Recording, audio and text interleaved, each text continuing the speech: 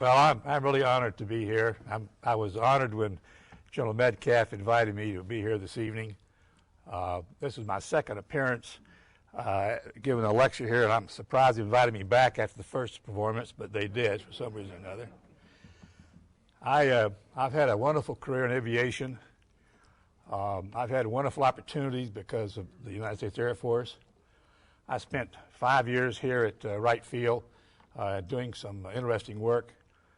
There's people here in the audience this evening that I worked with that gave me the tools and the initiative and the support to do the work that I did. And without those wonderful guys and girls that were here at Wright Field, I could have never done what I did. And I'll always be indebted to them. I thought I'd try something a little different this evening and kind of show you my progression through life and through my aviation career. I'm going to try this out. Jeff helped me and Dawn helped me today get these slides in order, and I hope they work out okay. So if you're ready, I think I'm ready. This is going to be the sky's my office. When I was a young lad, I dreamed about flying airplanes, but I did an awful lot of outdoors. I was very active in the Boy Scouts, which I'm still active, by the way. I really believe in the Boy Scouts, and I do all I can do to promote them. But I did a lot of hunting and fishing, and then when I got to be about 16, I started racing boats and hydroplanes, and that was an awful lot of fun. The name of that boat was Homesick Angel, and it frequently had me airborne. When I found out that I had to get 2 years of college before I could enter the aviation cadet, so I went to the University of Florida for 2 years, and as soon as I had my 2 years, I enlisted in the aviation cadet program.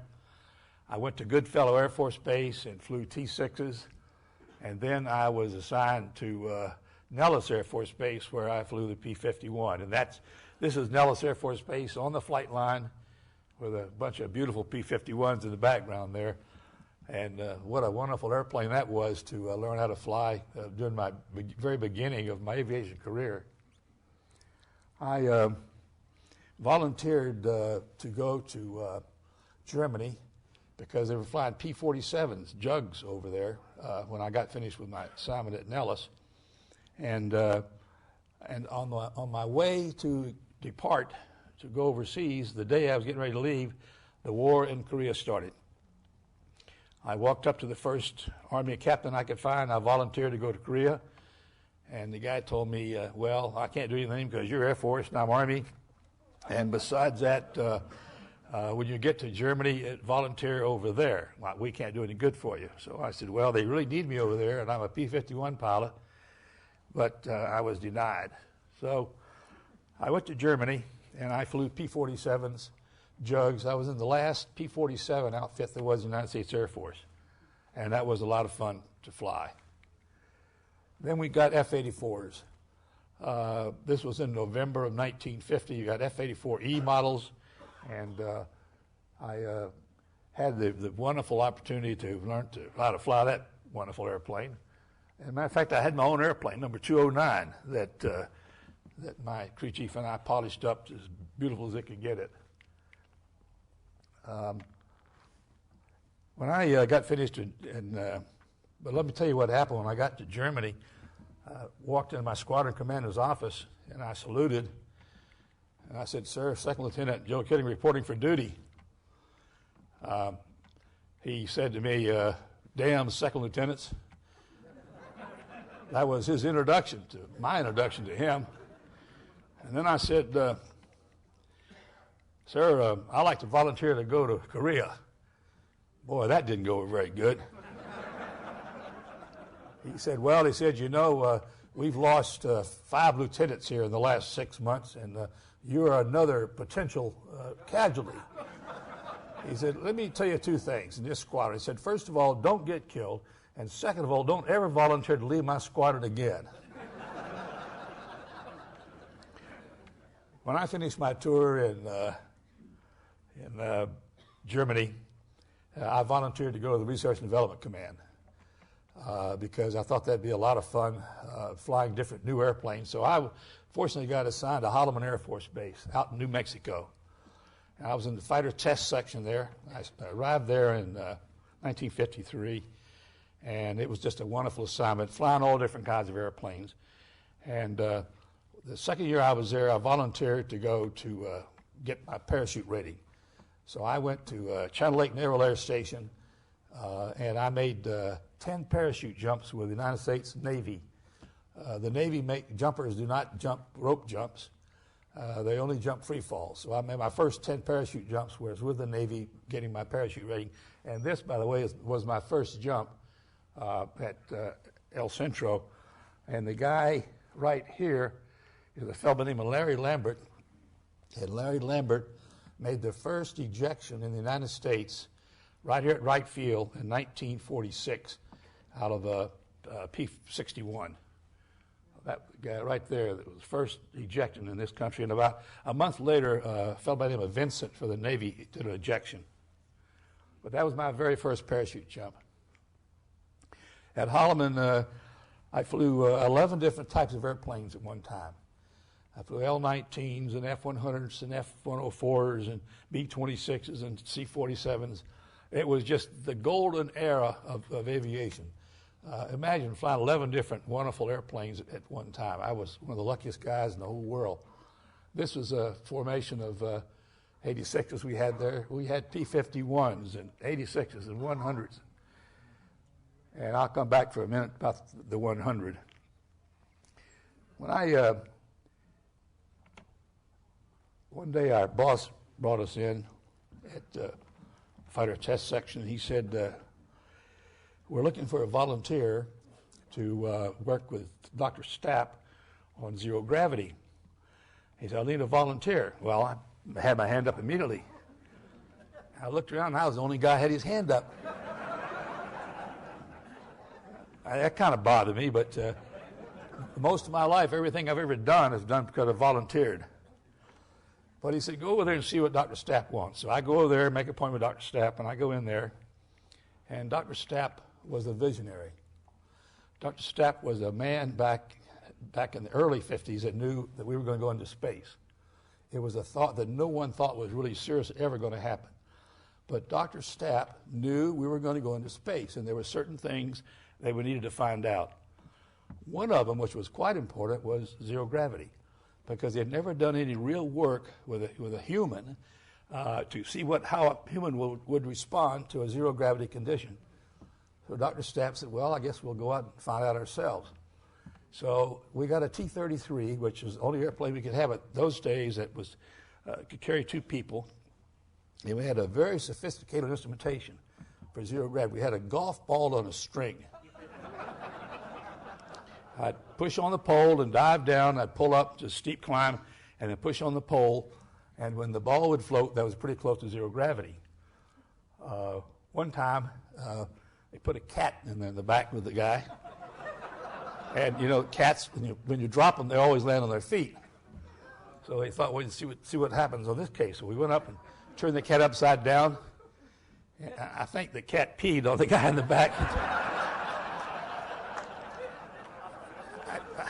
He did not volunteer to go that cat experiment again after that. And I'm sitting there, and all of a sudden the cat comes floating up by me. So I push the cat back to the guy in the back. And I think he's the one that pushed the cat up to me.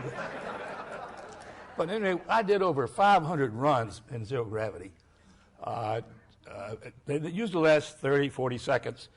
And then you went from there to F-89s, F-94Cs, F-100s, Fs, F-104s, and of course getting more zero gravity time in each one of these aircraft. But there was a bunch of nuts in those days too. We had one flight surgeon. This guy was so bad, if you walk down the street with him, you'd say airplane, and he would throw up. Well, this guy ended up to be in my airplane. And he was throwing up before he took off.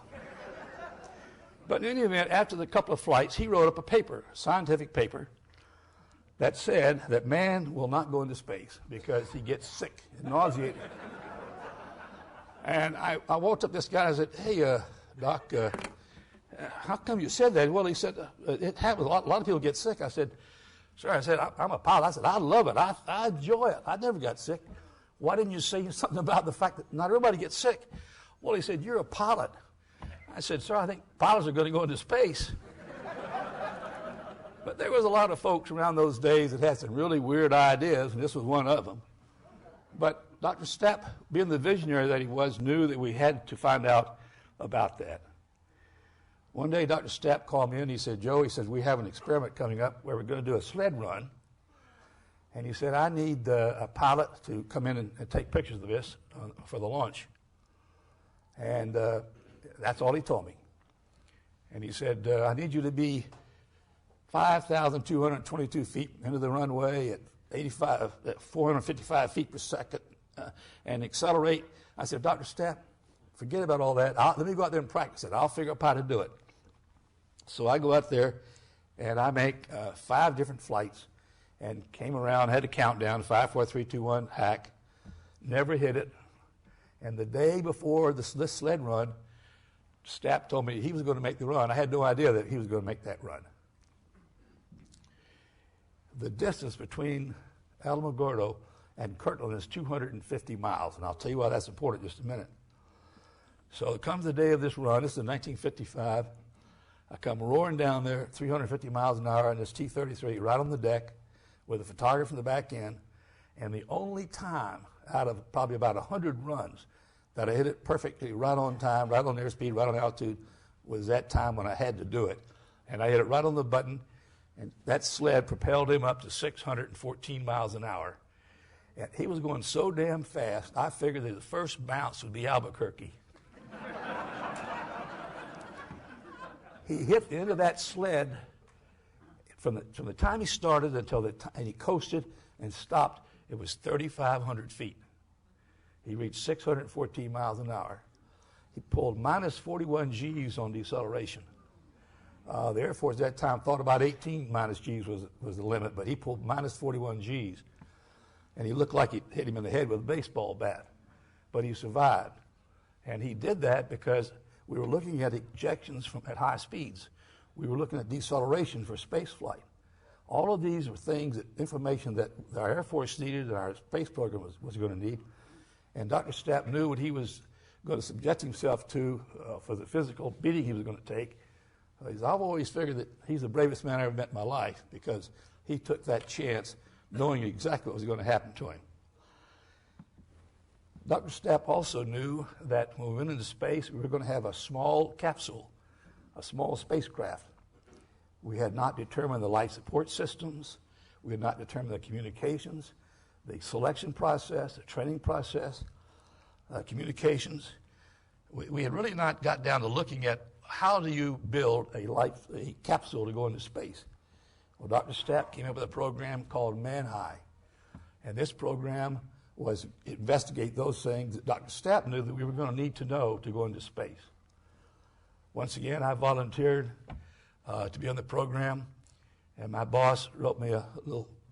Dr. Stapp asked for me to be on the program, and my boss wrote a note back to me and said, Kittinger, here's your approval, more guts and brains. Yeah, I think he was right. I had my own DC-3 all rigged up with a crew, and I went up. We chased balloons and with creatures on board that gave the same oxygen intake and CO2 output. And I had to go and get a new pressure suit. I had to go and get 24-hour claustrophobia test, a lot of physiological tests. I must share one thing that they were concerned about the steroids, and so for about a week before the flight, I had to urinate in a bottle. And from 12 o'clock in the morning till 12 o'clock at night, and then two different bottles.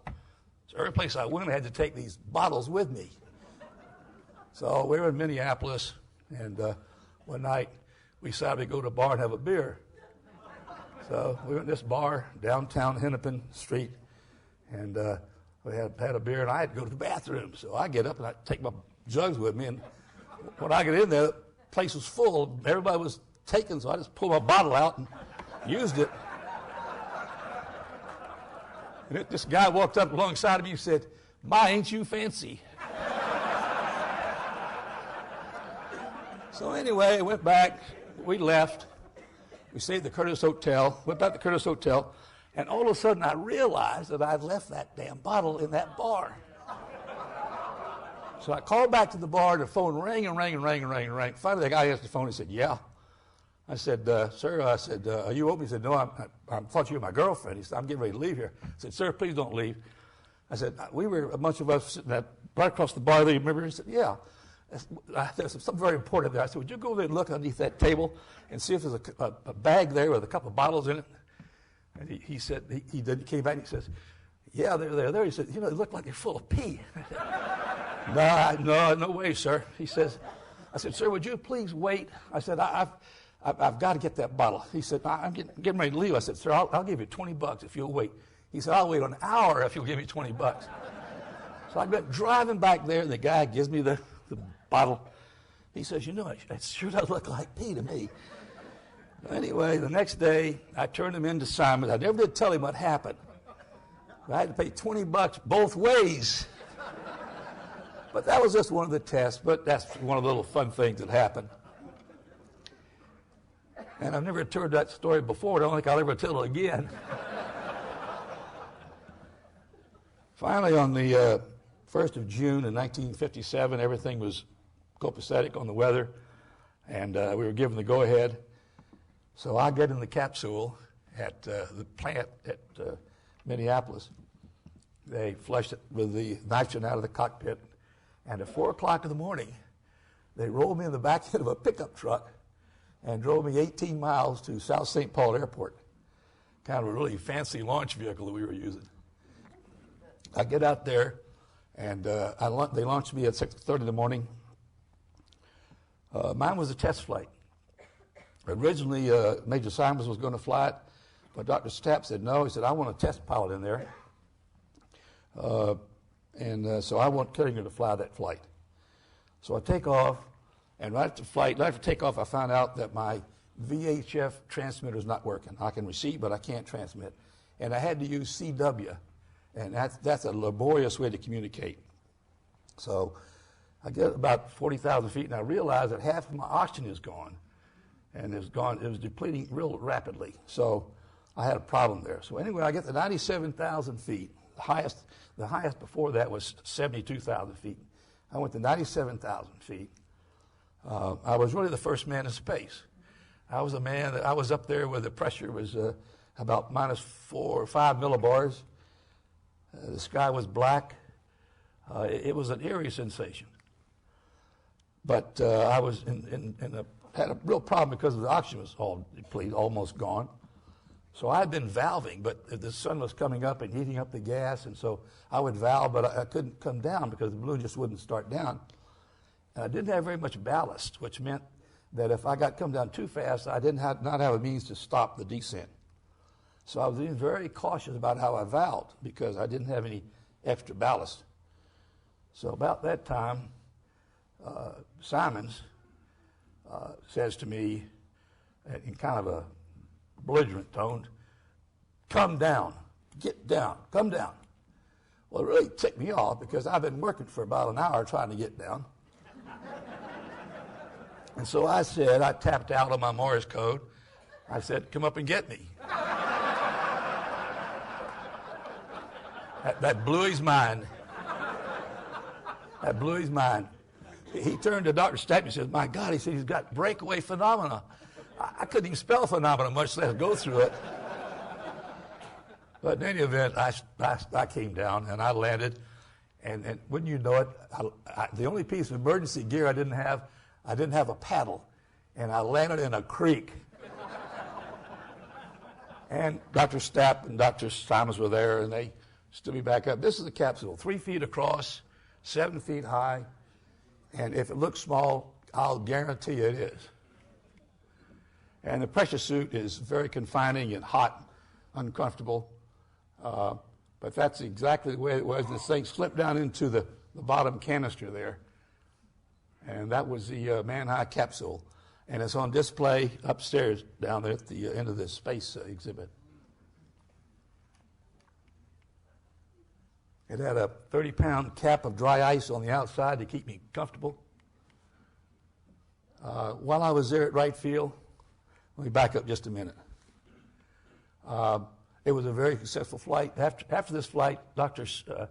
Simons and Cliff McClure made 2 more flights in that capsule, and it was a very successful flight program. And the information that we gathered helped NASA when it came time for them to develop the Mercury program. And really, progress is made in very small little increments, and we helped. We speed them up a little bit on how they came to the conclusion for the Mercury program. So what Dr. Stapp had envisioned was, in fact, something that was really needed. There's a very famous poet by the name of Ernest Gahn. And Ernest Gahn says, "Hide if you can, run if you may. You are the quarry, fate is a hunter." And fate is a hunter. In September of '57, I made this flight in June. I was taken off in an F-100 on a test flight, and right after takeoff, the engine blew up, airplane caught on fire, the pole came back in my lap, and I had no control of the airplane, so I had to eject at 800 feet. I took one swing and landed, and I was elated that I was still alive because it was a very close call. And fate is a hunter, because a week later, Dr. Stapp called me in. He said, "Joe," he said, "I'm going to Wright Field to be the chief of the Air Med Lab, and I'd like to offer you the opportunity to go there and work on escape systems." Well, I just had my butt saved about a week before that by a very good escape system, a very good parachute. And so I really felt obligated to go back and do what I could do to help fighter pilots and to give my thanks to those great people that designed that system, those parachutes. So I volunteered once again to go with Dr. Stapp to come here to Wright Field. I worked in the biophysics escape division, and I tested equipment. I tested parachutes, rode a centrifuge, altitude chamber, and this picture here is a jump we made in Lake Erie. We would go up to Lake Erie and jump, test water stuff, and we would also down to Key West and test equipment there. So I was very much involved in testing new pressure suits and parachutes that were coming along for the United States Air Force. This was one of my pressure suits that I was getting ready to go up in. This is I'll tell you a minute about the Stargazer program. We had a gondola here that had been designed originally for the original program, high dive, and it was a great piece of equipment made right here in the shops. I think it was Building 5, when it came. Building 5 was the one. We had the greatest artists down there, the greatest technicians. They had wonderful equipment. They could build anything you took down there. Well, they built this gondola, and it was not being used. I got a phone call from Smithsonian Observatory telling me that they had a guy that with a telescope wanted to go up, and would I take him up there? And I thought that'd be a lot of fun. So I'd go see Dr. Stapp. So Dr. Stapp, we've got a program possibly that would like to use our gondola. And Dr. Stapp said, "Well, Joe, what will the Air Med Lab get out of it?" I said, "Sir, we won't get a hell of a lot, but we'll get quite a bit. But we'll do a wonderful lot of good for basic research and science and astronomy." I said, it's a great program for the science and for the Air Force in our country. And Dr. Stapp said, "Well," I said, "even though we won't get a lot in the Air Med Lab, go ahead and do it." Now, Stapp is the only man that would have approved that program, because Stapp was interested in science, was interested in technology, and even though it didn't help the Air Med Lab that much, he had the courage and the convictions that if it's worthwhile doing, let's go ahead and do it. So he gave me permission to go on this program. The MIT developed a star tracker and a stabilization system. The Navy provided a 12.5-inch Cassegrain telescope. The program lasted 4 years. Kenny Arnold did the cameras on it. He did all my projects, and it was a great program. Unfortunately, didn't have that much success with it. We went out there in 1962, and Bill White, who was a Navy astronomer, great guy, we went up to 87,000 feet above the Earth's atmosphere, looked at stars and planets without the haze and turbulence of our atmosphere for the first time. It was a phenomenal program. landed near Lordsburg, New Mexico at about 4 o'clock in the morning. And I'll show you what it looked like. Now, that was like a crash job, but that was a very good landing, I'll tell you. It was 8 feet across. We were very proud of that program, and we were scheduled to go back for the next flight. Unfortunately, Dr. Stapp had gotten transferred. So I went back out for the next flight, out to Alamogordo. We closed up the capsule. Well, first of all, I kissed all the girls goodbye, closed the capsule, pressurized it, all ready to go. And all of a sudden, there was an explosion, and the balloon took off and left me sitting on the ground. It was really embarrassing. So I went in and I called John Glenn. I was mad as a wet hen. I told John what happened. John says, well, Joe, I'll let you use all the NASA engineers to help you solve the problem. So, you know, the one thing we worried about the most on the Mercury program, they had 46 different actuators in that program. We worried more about something what happened to you that happened to us in that capsule. So we were very concerned about that. So in any event, about 6 weeks later, I went back out for the second flight. Kissed all the girls goodbye, pressurized the gondola, sitting there, and bam, a second balloon took off with me sitting on the ground. Unfortunately, Stapp had been transferred by this time. I didn't have any support, and General Schriever said, Kittinger, why don't you do something else besides flying balloons? So that was the end of the Stargazer program, and as a matter of fact, that was the last scientific balloon flight ever made, manned balloon flight. The last one ever made was that flight we made with Stargazer. Unfortunately, we could have saved billions of dollars if we could have been able to continue, because we could do research and astronomy above the Earth's atmosphere for pennies by comparison to what NASA ended up spending. But that's another story. So the war was starting in Vietnam. I volunteered to go to Vietnam because I was a fighter pilot, and I figured I owed it to my Air Force. So I volunteered to go to Vietnam, and I went over there and I flew B-26s. We flew 75% of the time at night, in the daytime, 25% at night. We carried ordnance on every flight.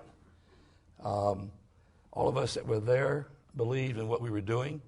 We were trying to prevent a small country from being overtaken by the communists, and we believed in that. We believed that they deserved a right for a democratic life.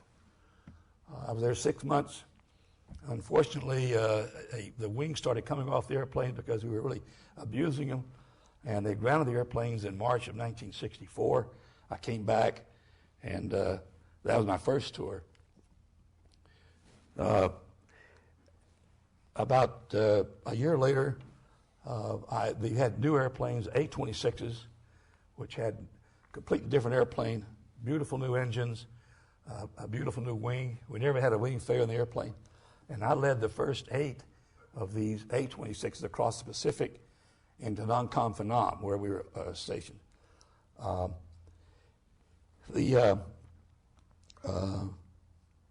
job at night, on that particular mission was to fly at night over the Ho Chi Minh Trail to stop the trucks and run down that Ho Chi Minh Trail. We carried our own flares, but we also worked with other airplanes with flares, and we killed an awful lot of trucks. We could only get credit for a truck killed if it burned. And a lot of times we'd stop a truck and there'd be diesel fuel all around it, but it never would burn. So we didn't get credit. But I'll guarantee you that the morale wasn't very high for those drivers going down that road at night. Well, one time my first sergeant came to me and he said, you know, Colonel, he said, we have a problem on getting rid of some of our bottles. To give you an example, we had Pearl beer, and it cost 10 cents a bottle. And it wasn't worth more than that either. But anyway, we had 10,000 empty Pearl beer bottles. So I said, well, bring them down the flight line tonight. So they did. We put 2 pickup trucks full of Pearl beer bottles, empty Pearl beer bottles. I closed the bomb bay on the airplane and loaded 2 pickup loads full of empty Pearl beer bottles on my bomb bay, took off, flew up to North Vietnam, found me a hunk of road and dropped that load right on the top of that highway and laughed my butt all the way back to Nong Kham Phanom. Once a week I'd take me a load of Pearl beer bottles and dropped them in North Vietnam. We figured that's pretty good use of a product. We also laughed about those folks on the ground sitting there, what the hell are these people doing, you know? But we had a lot of fun doing it. That was a very interesting assignment I had there, flying those A-26s. And then I went over to Germany after that assignment, and I was with the 10th Special Forces Group for a year, made 35 jumps all around Europe. And then I volunteered to go back to Vietnam. And this time I went back in the F-4s. I was stationed at U-Dorn, and shortly after I arrived there, I was made the squadron commander of the Triple Nickel. The Triple Nickel shot down more MiGs than any other squadron there was in South Vietnam. It still holds a record in the Air Force today of the most MiGs ever shot down. And I was a proud commander of that squadron. We had 25 F-4s. I had 350 men loading bombs and maintaining the airplanes. And I had 55 pilots and backseaters to fly the airplanes. There's no better assignment for a fighter pilot than to be the commander of a great fighter squadron like I had. After one of the missions, this was our squadron headquarters at Nong Kham Phanom, and every fighter pilot dreams about being an ace. I mean, that is the ultimate dream for a fighter pilot. And to do that, you got to get 5 airplanes. And that's all we all worked for. That's all we worked for, was to shoot down MiGs. And finally, on the 1st of March, 1972, I shot down a MiG-21 in combat. I only had 4 more to go.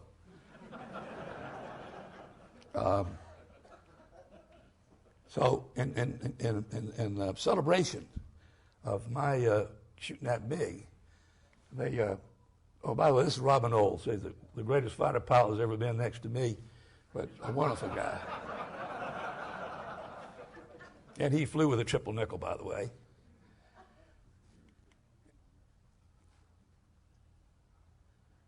We flew mostly, about 80% was in daytime, 20% at night.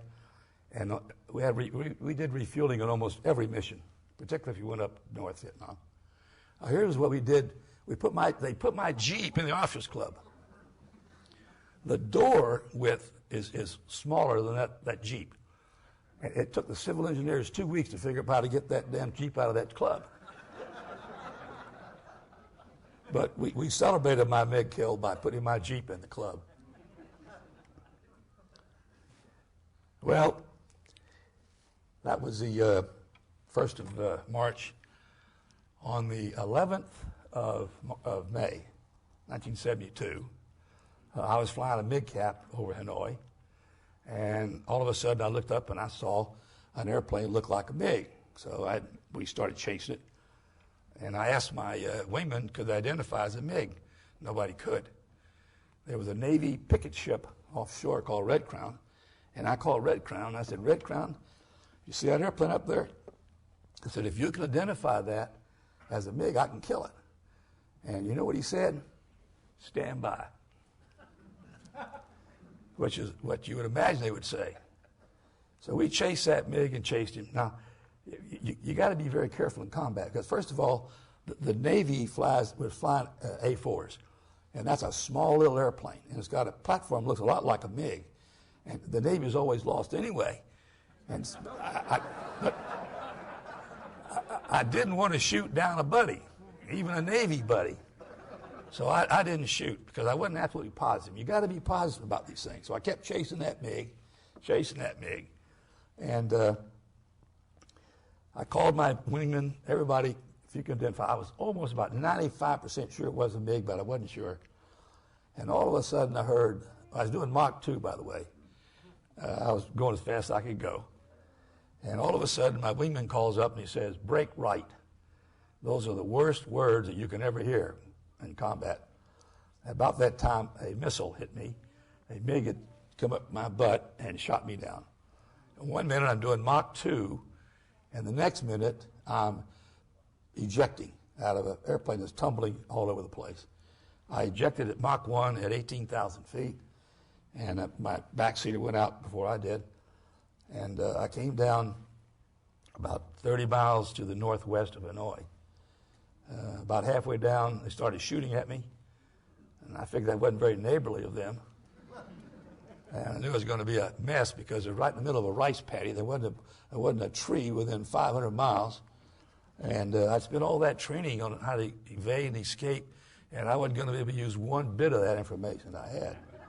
When I landed, I was piled on by about 50 folks just jumping on the top of me, and tore my flying suit off.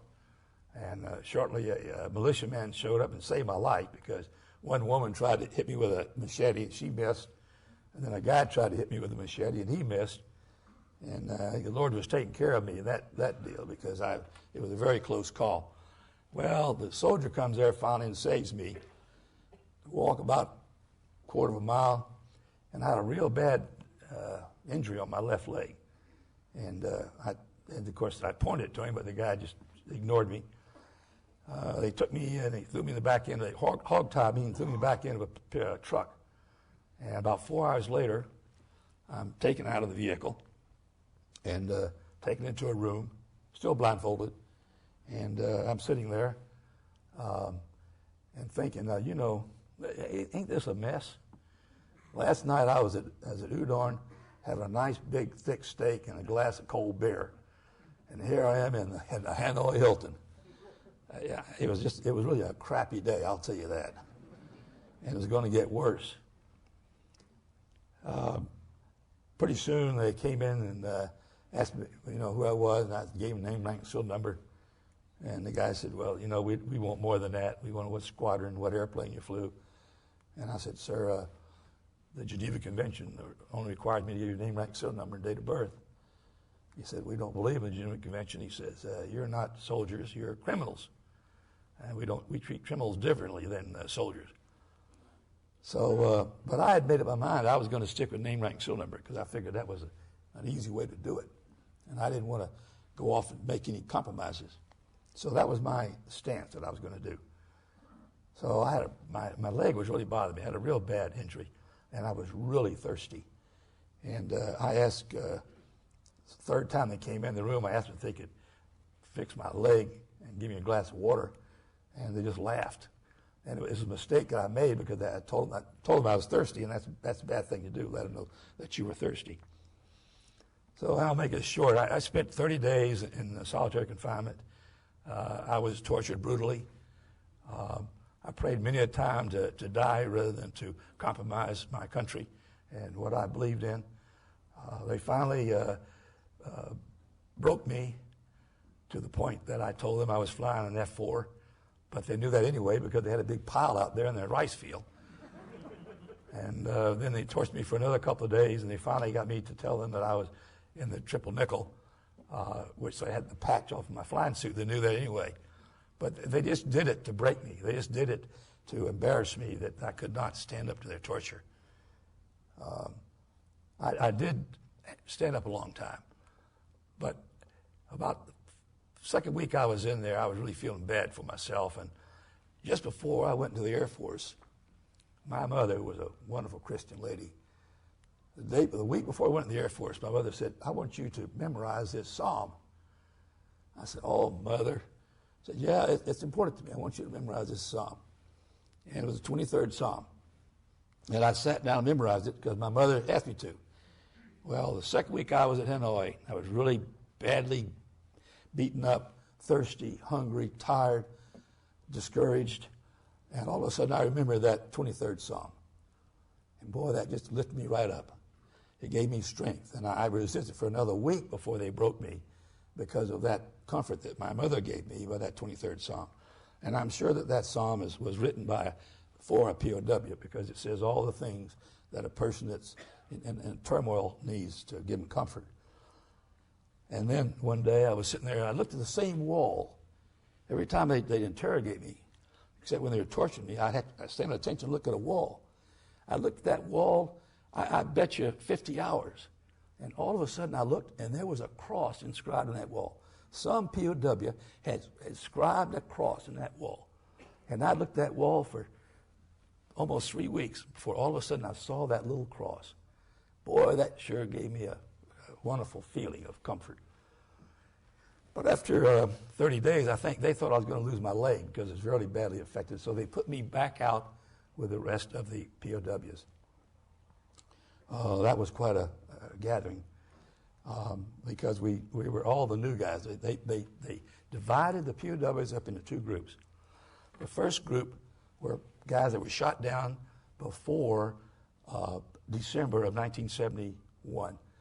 These guys we call the FOGs. Funny old guys. Yep, you got it. And then the new guys, they call them FNGs, the guys that were shot down from December on. So they kept us separated.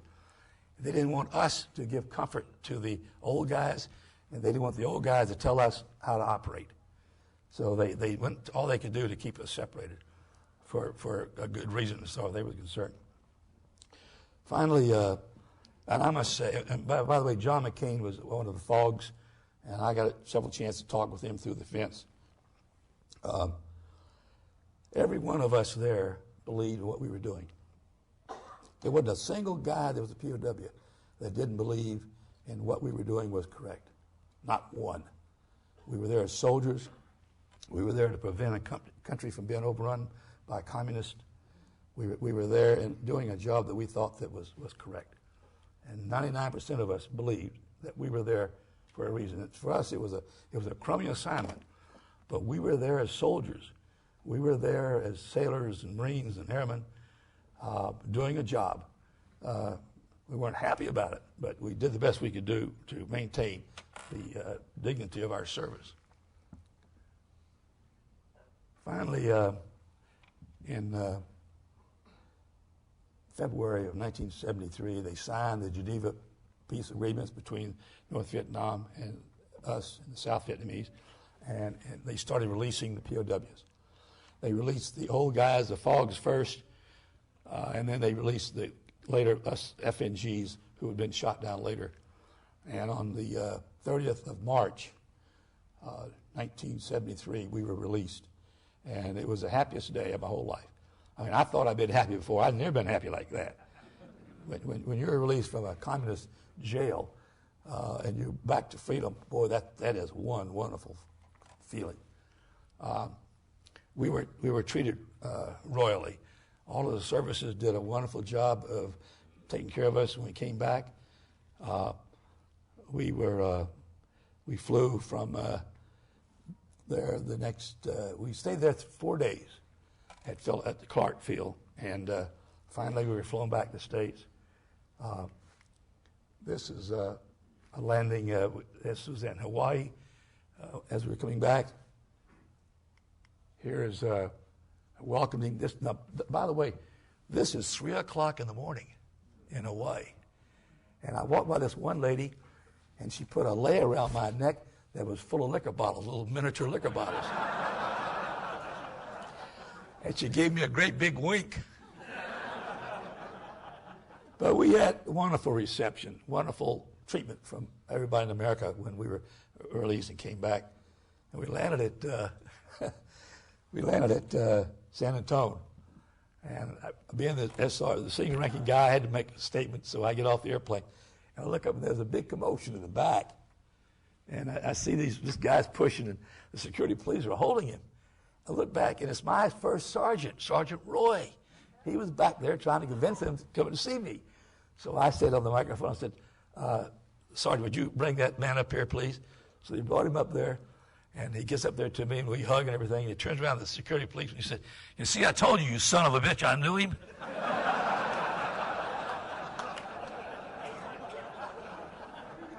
Anyway, it was a wonderful reception when we came back. When we got back, they said, okay, you can have any assignment that you want. Well, the Chief of Staff of the Air Force was already busy, so I'd never been to a senior college, so war college, so I volunteered to go to war college. And that's where I met the commander of this wonderful institution here, Chuck. And it was a wonderful year. And as a fighter pilot, I learned a hell of a lot. I learned in saying, Instead of saying BS, you say, well, that's incredible. But it took me a year to learn that, I'll tell you that. But we had a lot of fun doing it. When I got out of the Air Force, went back to Orlando, and I met this guy here named Bob Snow. He had a dining and entertainment complex at downtown Orlando, and he asked me to come to work for him, and it was one of the greatest jobs that a man could ever have in his whole life. We flew, this is a helium balloon. This is a launch from Queen Mary parking lot, the first Gordon Bennett race in 1979. I won this race 4 times. I flew it 11 times. And we flew these types of gas balloons all over the United States and in Europe. That was one thing that we flew. Here's he and I flying a gas balloon. This actually was in Germany, the balloon that we had in Germany. That's a lot of fun, flying those old gas balloons. This is a hot air balloon. Also, I did skywriting. We had a T6 and a Sirwin, and I did skywriting. And that was an awful lot of fun. And Bob Snow took me in the bar one night. I'd never flown, never done skywriting. But I'm a fighter pilot, and I can fly anything. But we sit down at the bar with a bottle of wine, and Snow goes through all the letters, how to do each one of them, and draws them down and everything. So I take it all. The next day I get up, I go up to do skywriting, my first skywriting job. So I was going to write Rosies. So I get up there and I write R, and I forget the O. And I write an S, and I said, oh my God. So I went back and I drew a line through it. You know, there's nothing else you can do. So when I land, Snow's on the phone. He says, Kittinger, I can teach how to skywrite, I can't teach how to spell. But that was one of my happy faces. This is my wife, Sherry, with a Beech Stagger Wing that we had. We flew all over the United States. One time we flew the airplane from Orlando, Florida, to the Kitzbühel in Alaska. 95 hours. Oop, wrong way, sorry. We had a 450 Stearman we did skywriting and banner towing with. Now, these are my toys. Look at this. Look at this collection of toys. I actually had 6 hot air balloons. I had 2 gas balloons. I had 6 airplanes. You can see in the background there. I had 12 cars, Duesenbergs, Rolls Royce, you name it. And I had all of these with my toys. You talk about the best job in the whole world. That was it. And I flew every day. A beautiful P-51. Our Grumman Ag Cat, we had 3 of these that we did banner towing with in skywriting. And that was a fun airplane to fly, too, 600 horsepower. I also did a lot of test flying. Now, this is a fleet wing airplane. This airplane was built in 1930, and it looks like a boat, and that's what it flies like, too. Now, the next airplane is a Mo Taylor's aero car, and it looks like a car, and it flies like a car. But I flew all these kind of airplanes, test flying them for Greg Herrick in Minneapolis, and that's an awful lot of fun, test flying those old antique type airplanes. Then we started barnstorming. My wife and I barnstormed in this airplane for 9 years. We ride 4 people in the front cockpit, and of course the pilots in the back. It was a wonderful old airplane. It was built just for barnstorming. And then we also flew a Chipmunk. This is the Chipmunk that Steve Oliver flies in his acrobatic routine. And I called it a Chipmunk on steroids because it had a 350 horsepower engine in it. Here we are. By the way, Sherry was the first woman to be on the winning team of a Gordon Bennett race. She was also the youngest co-pilot ever on a Gordon Bennett race. My grandson and the airplane. We had an awful lot of fun on that airplane. And in 9 years, we flew 10,000 passengers in that airplane. One year we went from Vero Beach, Florida to Tillamook, Oregon, 26 fuel stops. Boy, we had a lot of fun. But it was just an awful lot of fun, and the passengers loved it. There never was one passenger out of 10,000 that didn't enjoy that flight because open cockpit, it was just the way it was back in the 20s. And one of the first flights that I had this little kid. The flight was about 10 minutes. And after the flight, this little kid walked up to me and he said, 10 years old, and he said, Mister, he looked at me and he said, Mister, that was the best 10 minutes of my whole life. But what we would do, every place we go, we would find a family that couldn't afford a ride. And Sherry'd walk up to him and say, the pilot would like to give you a ride. And every community we went to, we always found a family that couldn't afford it and gave them a ride. And I'll never forget the first time a guy walked up and I said, Sir, would you like to ride in the airplane? He said, I can't afford shoes for my kid. So I said, Sir, you get your butt in that airplane and your kids. And away we went. And we did that every time because we felt it was paying back the community so our thanks for letting us barnstorm there. But we sure had a lot of fun flying that wonderful old airplane. And then when I was in solitary confinement, one of the things that kept me busy was thinking about flying around the world in a balloon. I knew I wanted to do that, and I planned the whole thing. The balloon, the communications, everything, part of it, the weather. And when I got back, I started working on that. I just had a hell of a time getting a sponsor. Finally, I've got a sponsor, and I was cleared to fly solo across the Atlantic Ocean. This is the flight. This is the launch site at Caribou, Maine. And just before this, we had the dedication. And at the dedication, I had a Catholic priest and a Baptist minister. And if I could have found a Jewish rabbi and a Buddhist, I'd have them there too. Because I figured I wanted all the help I could get flying across that ocean. Anyway, I took off, had a glass of champagne, took off. And 3.5 days later, I landed in Caribou, Maine, in Cairo, Montenegro, Italy. I flew for 3,600 miles. I set a record. It'll be a long time before anybody ever beats it. I landed in the Alps in Italy at about 30 miles an hour, went into these trees, and I got knocked out of the gondola and fell about 30 feet and hit the only rock within 5 miles and broke my foot. But it was worth it. We had a ball on this flight. And our goal was to set records and have fun, and we did both. But I must share one thing that happened. Remember I told you about fate as a hunter? I'm in the middle of the Atlantic Ocean, 2 days out. It was 2 o'clock in the morning. I'm a little bit bored, nothing to do, so I called on the radio on 121.5, and I said, does any airplane hear me?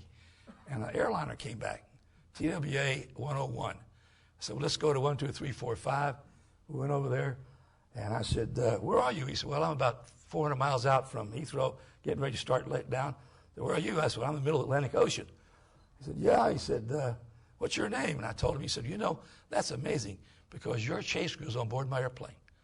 Now, there's 400 airplanes fly across the Atlantic every day. I picked the only airplane with my chase crew on board that airplane. So Sherry got on the radio and Bob Snow, and we talked for about 5 minutes. So you talk about a coincidence. Fate is a hunter. So that next day I landed in Italy, but that was quite an experience. The second day I was flying, I got boomed by the Concorde. Now, something will get your attention. That will. I slept 2.5 hours in 3.5 days. I was up to high as 22,000 feet, 20 degrees below zero. It was a very interesting flight, but I had a lot of fun because I made it. I'm going to go back now and talk about the high altitude escape portion of this. When I came to Wright Field, there had been some guys who was going to try to do escape in high altitude. They had their own attack. They tried, but they didn't. It didn't work, and the program was canceled. And when I got here with Dr. Stapp, it was canceled. So I went to Dr. Stapp, and I said, Dr. Stapp, I think I have a different approach, and I'd like to rejuvenate this project. So Stapp said, well, how are you going to do it? And I said, well, I want to do it more toward the pilot and astronaut. I want to do it that we're developing a new type of means of escape in high altitude. So Stapp said, go ahead and do it. And Stapp gave me the tools to accomplish this task. And without Stapp, it would have never happened. because he had the confidence in me and confidence in what we were doing. Now, if you remember back before World War II, the airplanes were kind of antiquated. You know, they were 10,000 feet, not very sophisticated, not pressurized. And came World War II, all of a sudden overnight, we had airplanes flying at 40,000 feet. We had fighters that were tremendous performance, but very high altitude. And all of a sudden, we started having people having to bail out that from very high altitude. And we were getting data that we never had before. We had people dying because they hit the ground without the parachute open. And so we knew there was a problem on spinning from high altitude. We did a study with dummies, which you can see here. We would take them up to 100,000 feet and cut them loose and record their free-falling body. They were anthropomorphic dummies, rigged up just like a man. And we had RPMs as high as 200 RPM, which would kill a man. So we had demonstration that there was a real problem. And of course, the way to get this problem is to have a way to get down safely. Well, there was a guy here. His name was Francis Beaupre, and he was a genius. He was a parachute genius and a great guy to work with, a real character, but a wonderful guy to work with. And he came up with a system called the Beaupre multi-stage parachute, and we decided to use that to accomplish a free fall. I'm going to go through these slides real quick, and I'll have I wore a standard Air Force partial pressure suit. I also wanted to demonstrate to the air crews that we were giving them very good pressure suits, and so I used a standard pressure suit. And by the way, I had an X-15 full pressure suit. I made the only parachute jump of the X-15 pressure suit and parachute prior to Scotty Crossfield's flight. I could have worn a full pressure suit, but I wanted to demonstrate that we were giving our air crews very good equipment. Now, my buddy Kenny Arnold was with us in all of these tests. We'd go out to Holloman. Girls, I'm sorry, we spent an awful lot of time out there at Holloman, but we were gainfully employed. This is a gondola, an open gondola. This was actually, this was out near Truth of Consequences, the first jump. Balloon in the background with a open parachute.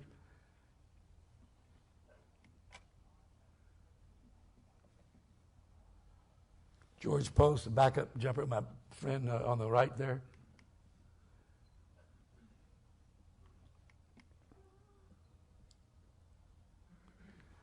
At the bottom of the balloon, there's a parachute. It's open. After I jump, they send a command, cut the balloon away, and the gondola comes down on the parachute. In those days, I weighed 160 pounds, and with all the equipment, I weighed 320 pounds.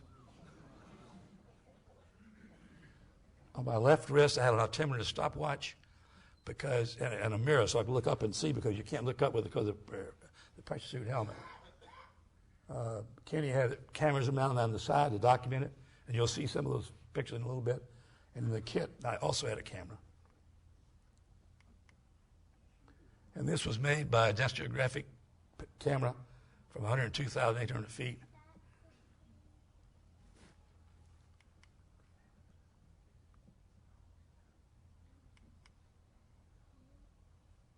This is the White Sands at Holloman. And this was President Eisenhower had been awarded the Harmon Trophy. And back in the background there is General Schriever. Jeff, could we have that film now, please? Colonel Stapp foresaw that if man was to travel into space, he would need to get outside his vehicle, either to work on it or to bail out back to Earth in case of emergency.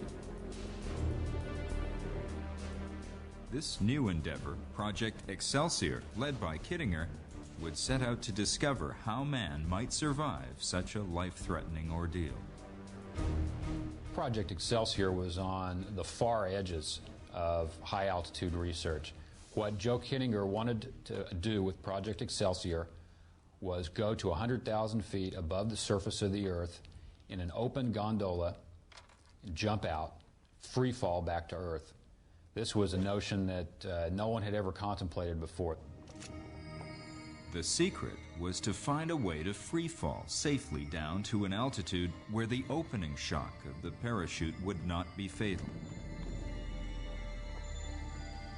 We did a whole series of dummy drops up at 110,000 feet.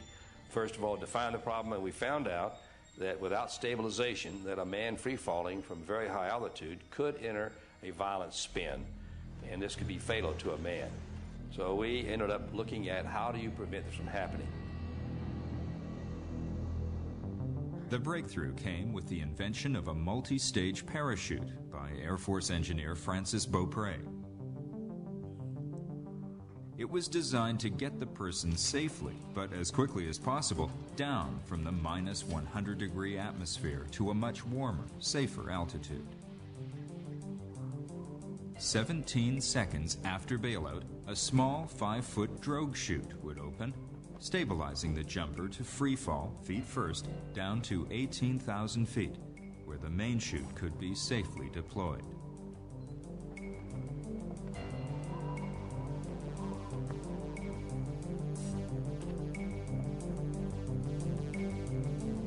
To add to the danger, Kittinger would rise in an open gondola to ensure easy bailout from the vehicle.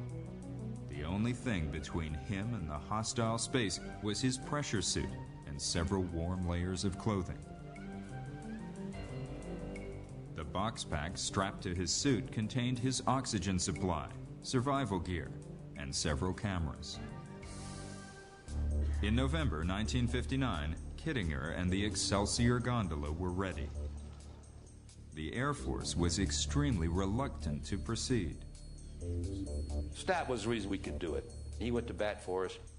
We launched near a little town called, it had an interesting name, it's called Truth or Consequences, New Mexico. I always thought that was pretty appropriate, because if we didn't have the truth, we were going to have to bear the consequences. Despite the fact the project had little money, it was run with all the precision of a Cape Canaveral countdown.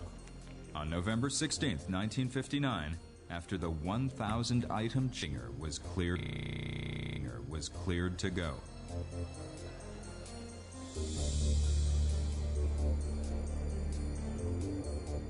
The balloon rose and the pressure suit inflated perfectly on schedule at 40,000 feet. At 76,000 feet, he made the final preparations to jump. But somehow, horribly, the box strapped to him was stuck to his seat. I couldn't stand up. I was trapped in the gondola. And I'd done this 100 times in altitude chambers, so it was kind of distressing to me that all of a sudden I'm ready to go and I can't stand up. With a huge effort, Kittinger wrenched himself loose and stepped over into the abyss. In struggling, he had inadvertently armed the parachute release timer. So when I jumped out of the gondola, instead of free falling for 16 seconds before this small stabilization shootout, I only fell 2 seconds.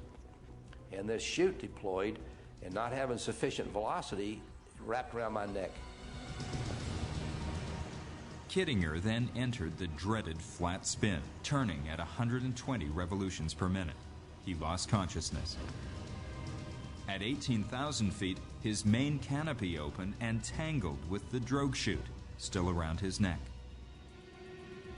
When his reserve popped out, it also initially fouled around the main canopy. There was a great mess, but luckily, due to the foresight of Francis Beaupre, who had put reduced strength shroud lines on the main canopy, it broke away, the reserve deployed, and Kittinger landed safely, very luckily, on the white sands. Barely conscious, Kittinger had miraculously survived the dreaded flat spin. Crushed by the system failure, he immediately resolved to make a second jump. When I landed, there was a whole bevy of people that said, let's cancel. We came very close to killing Kittinger, and let's cancel. But Dr. Stapp went to bat for us again. Kittinger launched Excelsior 2 a month later. This time, the mission was a total success. From 74,700 feet, the chute worked like a dream, bringing Kittinger safely and securely to Earth.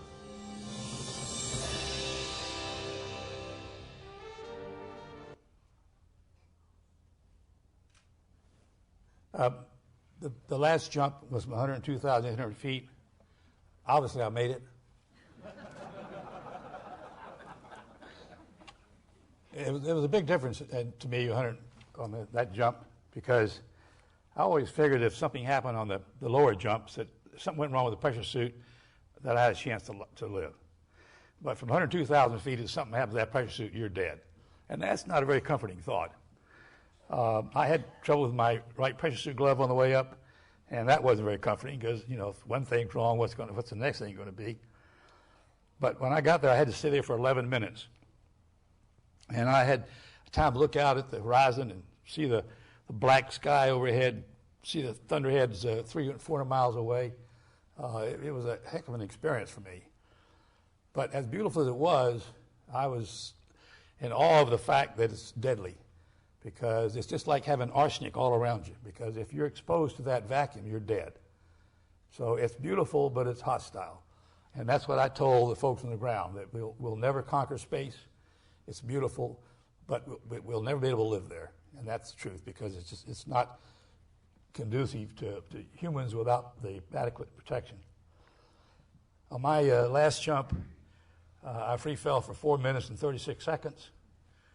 The chute opened at 18,000 feet, and I landed on the desert elated. I was elated because we had demonstrated we could do it.